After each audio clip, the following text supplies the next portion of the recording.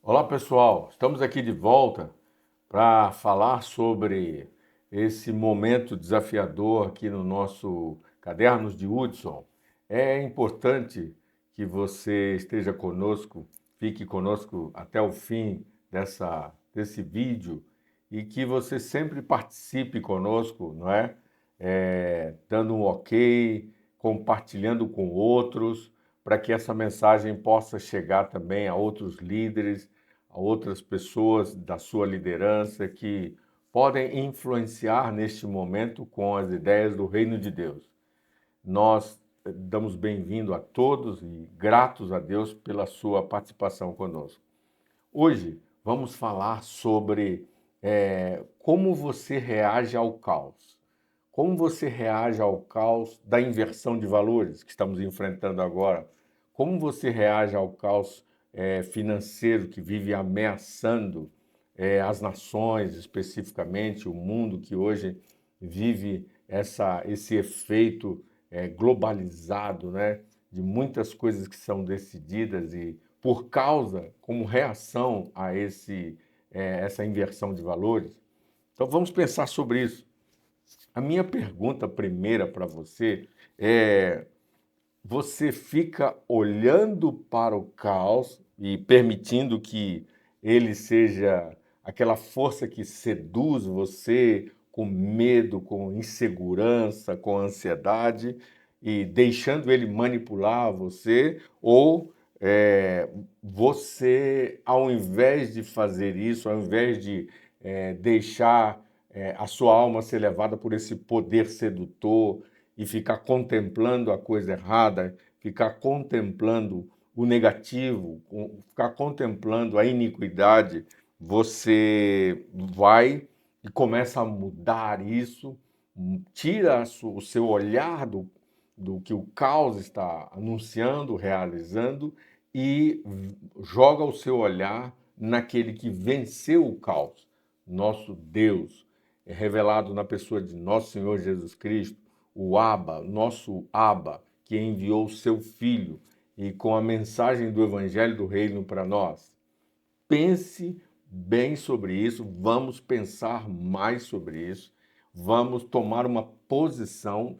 Essa situação requer um posicionamento, e um posicionamento que não é um posicionamento para uma semana, nem um posicionamento para um ano, é um posicionamento para o fim dos dias.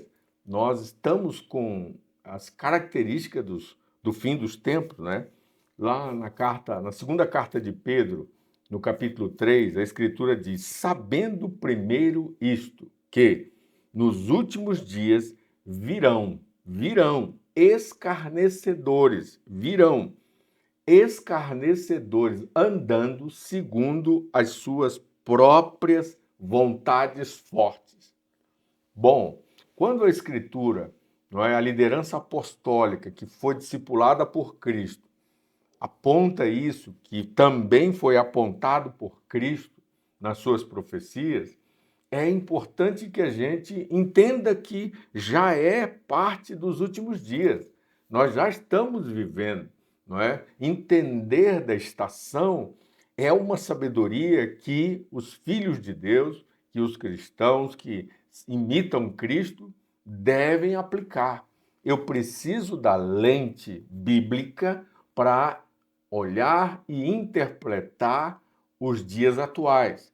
Eu preciso me posicionar conforme a direção que a Bíblia, que a palavra de Deus, o Criador de todas as coisas, aquele que sabe o futuro e aquele que previu completamente o que iria acontecer no futuro, não é? E ele já nos deu essa riqueza. Então nós somos chamados para viver com o olhar da riqueza, a interpretação correta da riqueza e a aplicação dessa riqueza nos dias atuais. Então, os que invertem os valores morais, por exemplo, eles não vão ficar impunes. A palavra de Deus nos fala isso, né? Isaías capítulo 5 e o verso 20 aponta exatamente para esse julgamento desses que estão escolhendo a cultura anti-Deus. E talvez, enquanto você está olhando para o que está acontecendo nos dias de hoje, há sobre a sua mente alguma brecha de incredulidade, de dúvida, e esse é o tempo de você voltar a essa palavra que nós já lemos no começo na segunda carta de Pedro, capítulo 3 e o verso 3, falando que isso viria mesmo. Isso faria parte desse tempo. Então eu preciso tomar a vacina da verdade profética e assumir a reação de Cristo para o enfrentamento do caos. Não é para mim ficar contemplando o caos. Não é para mim ficar seduzido, perder as noites de sono por causa das últimas notícias ou ficar sendo levado por aquilo que está sendo anunciado sobre a economia, sobre as finanças, não é? Porque a nossa segurança não está nas nossas finanças. A nossa segurança não está naquilo que nós adquirimos, não é? A nossa segurança está na nossa confiança em Deus, na sua palavra, não é? A nossa fé verdadeira em Cristo Jesus, como aquele que é soberano. Ele é soberano e ele tem o governo sobre o futuro. E quando nós nos lançamos na sua palavra e acreditamos que ele tem uma provisão para os dias maus, então a nossa fé é fortalecida, o nosso amor é fortalecido e a nossa esperança é fortalecida. É importante que você reflita comigo sobre isso agora, para que você não seja consumido pela contemplação do caos. A contemplação do caos vai continuar. As coisas não vão melhorar. Talvez você gostaria muito que as coisas melhorassem, mas as coisas não vão melhorar. Outra coisa, o ímpio ele vai continuar nessa sua jornada de condenar, de acusar, de rejeitar, de perseguir o justo. Isso é parte dos últimos dias, né? E eles vão sofrer o castigo disso, né? A Escritura nos fala do dia da ira. No final da grande tribulação, tem um dia marcado pelo Senhor, onde ele há de julgar os ímpios. A Escritura fala disso em vários lugares, e um deles é Atos 17, a partir do verso 30, ali você pode ver com clareza que o Senhor anunciou esse dia, e ele escolheu um homem para julgar o mundo. E esse homem é nosso Senhor Jesus Cristo, aquele que ressuscitou. Ou seja, ele venceu a morte e ele venceu o sistema da morte. O que estamos a viver hoje? Enfrentando o sistema da morte. Nós estamos numa fase onde a inversão dos valores ela é muito violenta, onde os ímpios estão a perseguir os justos e onde os estados nacionais, por exemplo, estão sendo cooptados, estão sendo apertados por ideias e ideologias humanas para usar o Estado, muitas vezes, contra o justo, contra a vida, contra a família monogâmica. Então, nós estamos no meio disso. Nós estamos começando a enfrentar isso de uma maneira muito intensa. E em muitos lugares isso já está muito mais avançado. Nós temos no nosso país, no Brasil, ainda um nível de liberdade para algumas coisas. Outras nações já perderam isso. Alguns continentes já perderam isso. Mas nós temos essa bênção. Então, é importante que você saiba que as nações ímpias serão julgadas. Aqueles que estão trabalhando com uma mentalidade de ditadores, de controladores, de dominadores sobre os homens, não vão ficar impunes. E aí, no meio disso, há uma chamada para que nós, pastores, líderes, ministros, apóstolos, profetas, não é? Estejamos atentos para não dominar o rebanho, não é? Para não dar essa legalidade, para não usar o corpo de Cristo, o rebanho de Cristo, como se fosse nosso, porque isso é um balizamento com o mundo, um balizamento com o sistema anti-Deus. Isso é um balizamento contra Deus. Então, nós não podemos nos achar presos nas ideias que estão controlando o mundo agora. Então, eu chamo você para entender que nós estamos enfrentando esse caos da inversão de valores. E no meio disso você deve ficar firme, né? E outra coisa que estamos enfrentando, leis injustas, perversas. Essas leis que são criadas, não é, contra tudo aquilo que nós cremos, é algo que nós temos que tomar uma posição de resistência, tomar uma posição de dizer, olha, eu não creio nisso, eu não vejo isso como algo que produz vida, liberdade, e eu prefiro a liberdade, eu prefiro a lealdade a Deus. Muitos estão sendo provados, muitos de nós estão sendo provados sobre a liberdade, não é? A liberdade de expressão, a liberdade religiosa, e nós vamos chegar num ponto onde não será mais a liberdade, mas será a lealdade a Deus. A prova virá, essa prova virá. E nós hoje somos chamados a nos santificar como a noiva de Cristo, a nos preparar como essa noiva de Cristo e a não nos encher de medo, ansiedade e insegurança, porque a contemplação do caos traz isso: medo, ansiedade, insegurança, doenças, não é? Doenças mortais. A importância de você cuidar da sua alimentação, aquilo que você se alimenta, que você ingere, pode definir até derrotas para você no âmbito físico, no âmbito de força física para cumprir seu propósito. Você precisa de um corpo para cumprir o propósito. Você precisa de um corpo saudável. Então, nós precisamos fazer juntos uma resistência que seja, inclusive, cuidando da nossa própria saúde, cuidando da saúde física, cuidando da saúde emocional, cuidando da saúde mental. A inversão de valores, ela é uma característica do caos e ela está trazendo exatamente essa pressão. Estamos vivendo debaixo dessa pressão ou estamos nos posicionando em Deus, lidando corretamente com a pressão? É uma pergunta, é uma reflexão. Pensar é muito importante agora. O que você está fazendo? Como você está fazendo? Como líder, como você está guiando o rebanho a esse respeito?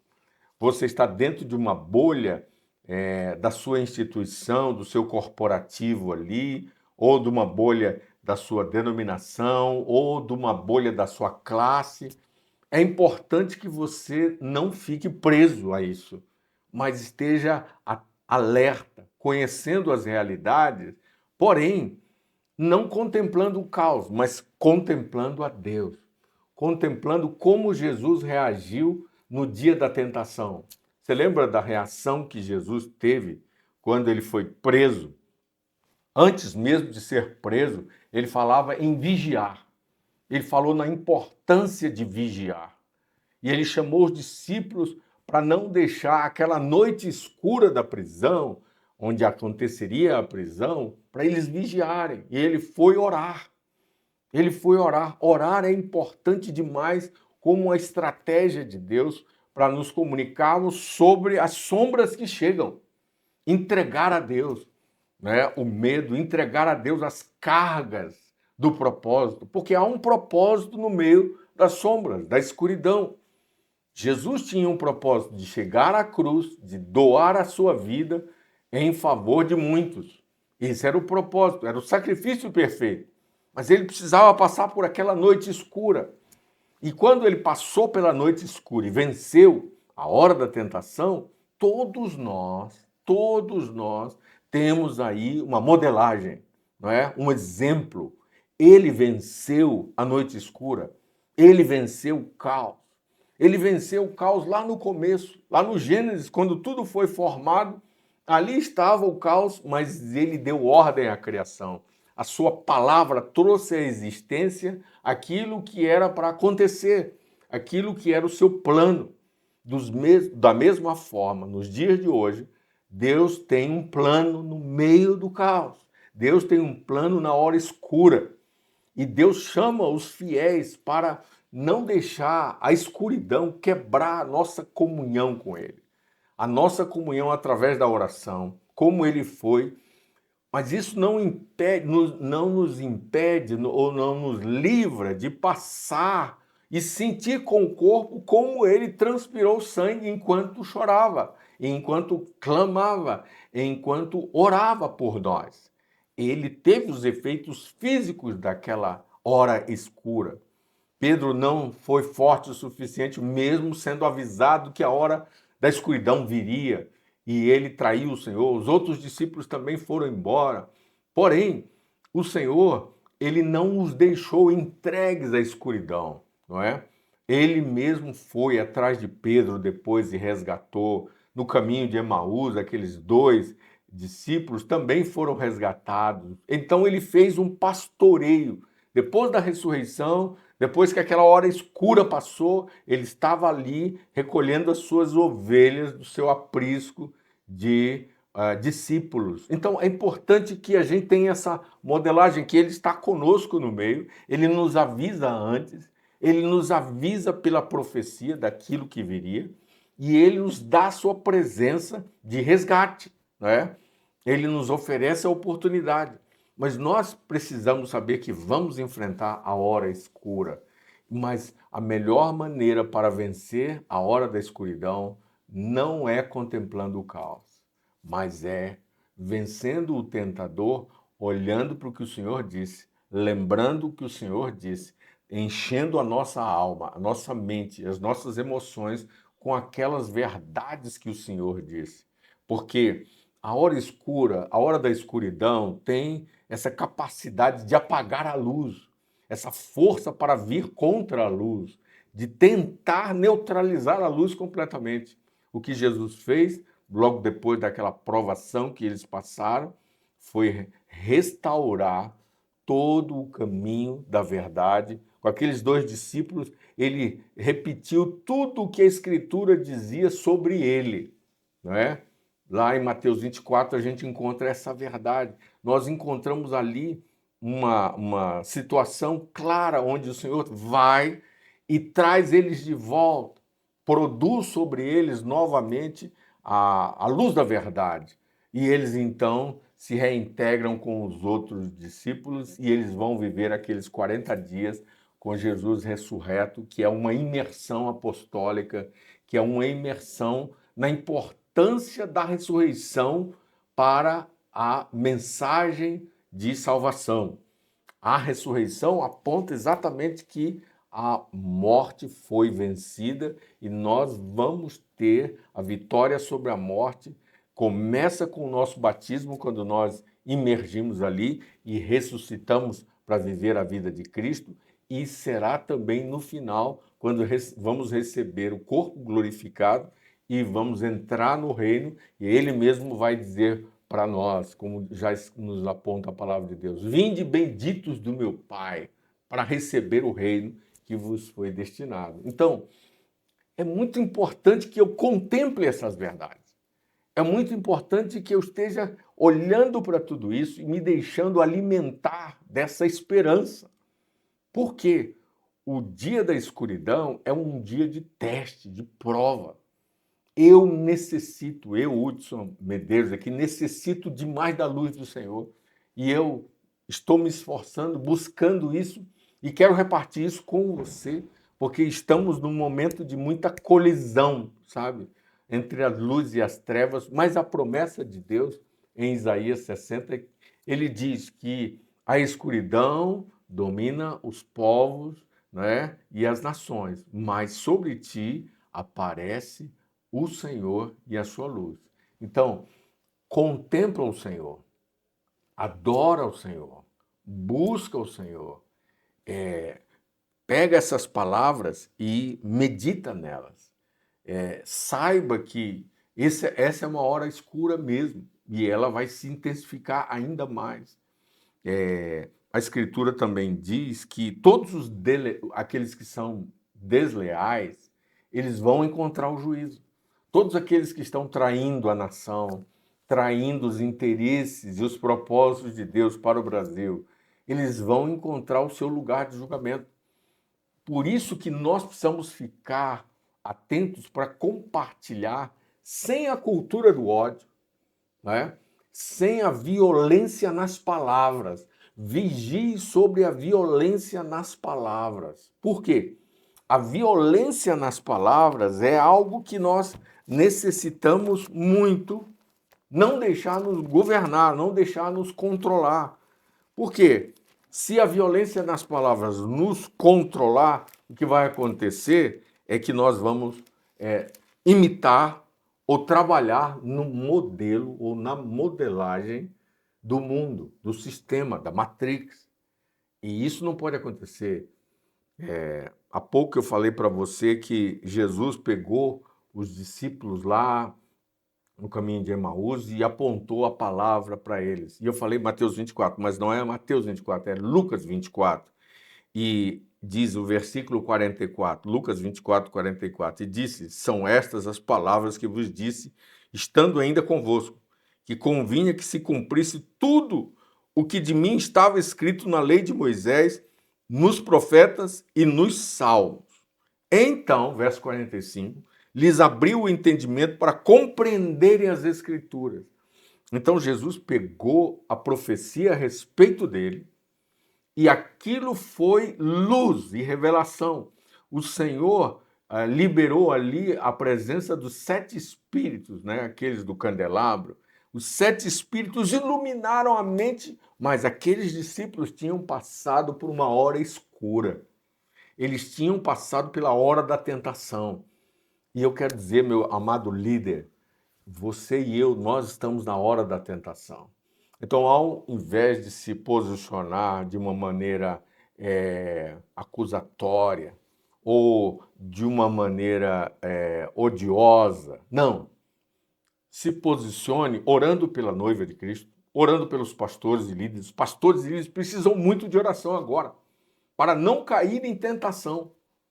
A tentação está diante de nós. Eu preciso das suas orações. Ore por mim, ore pela minha família, ore pela nossa casa. Ore também pelo seu pastor. Peça oração, peça que os irmãos intercedam. Peça que o socorro do Senhor venha para os líderes, que eles se posicionem em arrependimento, em retornar para Deus.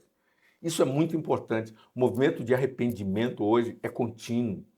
Não é arrependimento não é um negócio para um encontro de final de semana. Arrependimento é para toda a vida.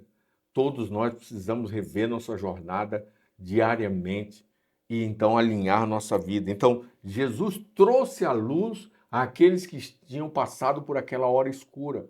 Mas antes ele mesmo disse para Pedro, roguei por ti, né? Roguei por ti. Quando ele disse isso, roguei por ti, ele estava dizendo que ele, nas suas orações, clamou pela vida dele, mas a decisão era de Pedro.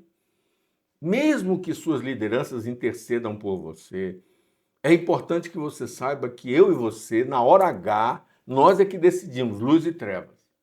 Então, por favor, pelas misericórdias de Deus, acorde, tome uma posição rápida a respeito disso, pare de contemplar o caos, pare de deixar que as mentiras do caos ou as realidades do caos seduzam sua alma, tragam angústia, produzam sobre você o fruto delas.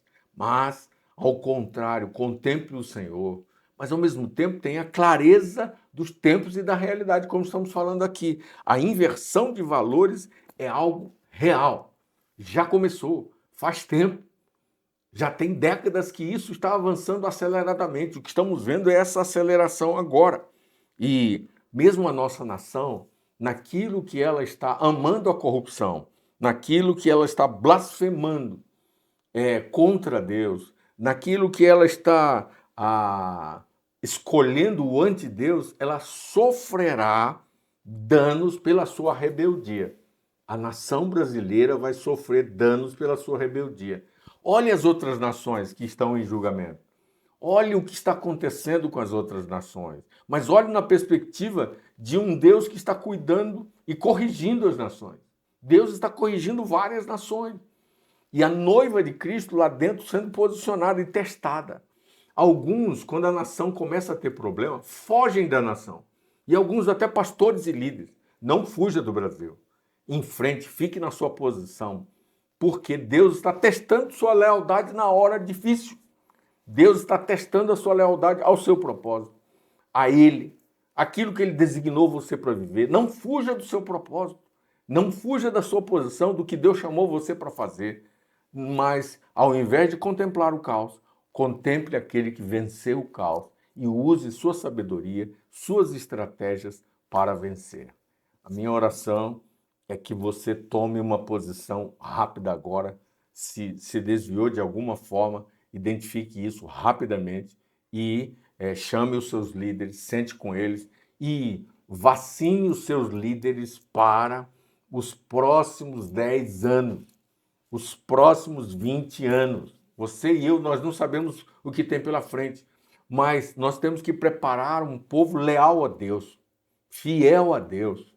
Nós precisamos acordá-los, porque se eles, por exemplo, não cuidarem de suas famílias, se eles mesmos não assumirem seus filhos vão ser educados pela cultura anti-Deus. É importante conversar com os filhos, ter um coração reconciliado com os filhos, porque os filhos estão expostos a essa inversão de valores violenta. É uma verdadeira guerra de ideias. Nós estamos numa guerra civil de ideias. Então, muita gente fica esperando a guerra civil das armas vir e o derramamento de sangue, mas isso já começou no nível da alma. Nós já estamos tendo, no nível das ideias, um combate efetivo, muito intenso. Mas é preciso que você cuide da sua casa, cuide da sua esposa. Não aceite essa divisão homem e mulher. Não aceite as divisões que estão vindo, pais e filhos. Não aceite o abismo geracional, mas vá, peça redenção, peça reconciliação, foque na sua família, cuide da sua família, né? Os pastores apontem para o cuidado da família, as igrejas apontem para o cuidado da família. Cuidado com as igrejas que estão enchendo a sua agenda com atividades todos os dias. E isso não fortalece a família. Isso não fortalece a família. Oriente claramente a família para estar junto. E se você quer ajudar os diversos dentro da estrutura familiar, procure uma sabedoria de Deus. Será que não existe uma sabedoria de Deus para cuidar de todos ali em momentos onde todos estão juntos?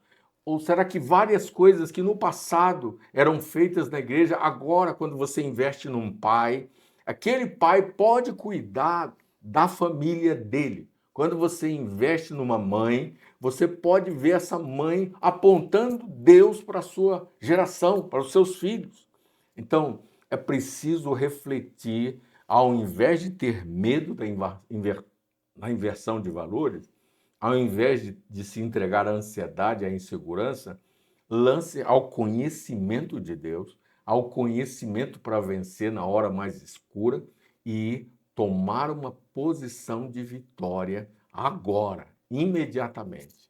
Nós trabalhamos isso também um pouco no nosso livro, não é? Sabedoria para vencer os dias maus. Se você quiser adquirir esse livro, entre em contato conosco e busque toda uma estratégia que está sendo ensinada ali para aplicar tanto na família quanto nas comunidades locais. Ore, eu quero orar com você nesse sentido. Pai, eu peço que agora o Senhor fortaleça esse exército, o exército do Senhor, fortaleça com um nível de contemplação e conhecimento da verdade como não tivemos antes. E nós oramos que a fome pelo Senhor aumente, que o desejo da tua presença aumente. Nós oramos, Senhor, que rapidamente haja um avanço desse conhecimento com uma estratégia clara, consciente, escolhida por aqueles que estão no Senhor agora. Pai, eu clamo que os valores éticos, morais encontrados na Bíblia, que são os absolutos de Deus, que são insubstituíveis, porque são fundamentados na tua palavra, fundamentados no caráter de Cristo, esses valores continuem a guardar a família e a igreja nesses dias tão estratégicos. Nós te agradecemos pela tua palavra e oramos que a bênção do Senhor, que enriquece e não acrescenta dores, seja manifesta e revelada com as riquezas eternas para serem usadas no tempo. Em nome de Jesus. Amém. Amém. Muito obrigado por ter ficado conosco até o fim do vídeo e compartilhe, não é? Dê o seu joinha aí para que essa mensagem possa chegar nos líderes. Nos ajude também se inscrevendo nesse canal. Isso vai ser uma bênção também muito forte para outras pessoas que estão precisando dessa mensagem. Você sabe de pessoas que estão precisando. Faça contato, envie essa mensagem para eles e vamos estar juntos como esse exército do Senhor na nossa nação e nas nações da terra. Deus abençoe.